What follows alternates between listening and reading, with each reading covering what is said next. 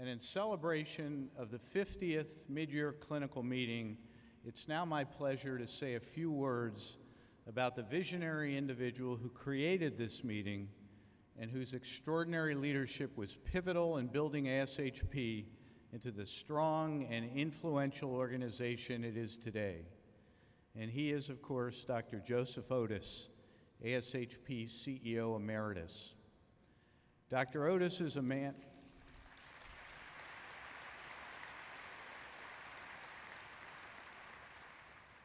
Dr. Oddis is a man of incomparable wisdom, vision, and grace, and for nearly 4 decades, he led ASHP.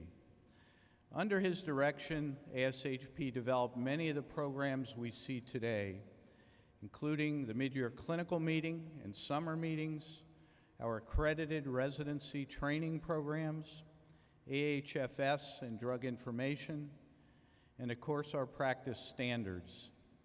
Dr. Oddis led the growth of ASHP from 3,300 members and 1 staff person, that being Dr. Oddis, to the most prominent pharmacy organization in the world with a membership approaching 45,000 practitioners in all acute and ambulatory care settings. Dr. Oddis championed the advancement of clinical pharmacy and the role of pharmacists as patient care providers on interprofessional teams.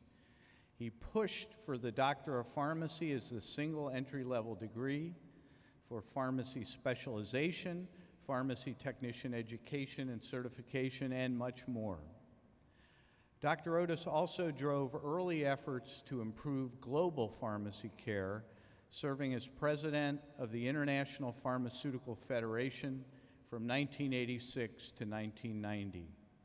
And as we just saw in the video, one of Dr. Oddis's significant accomplishments was to make ASHP one of the largest accredited providers of continuing pharmacy education in the United States, with the mid-year clinical meeting being the largest meeting of pharmacists in the world. I believe it's clear that Dr. Oddis has had a profound and lasting impact on the creation of modern pharmacy clinical practice, which has undoubtedly improved patient care and public health. On a personal note, when I served as president of ASHP, I had the great pleasure to work very closely with Dr. Oddis. He was a mentor to me then, and I still seek his consult and advice today. Ladies and gentlemen, escorted by his daughter, Marie Newman, and his son, Joseph, please join me in welcoming Dr. Joseph Oddis.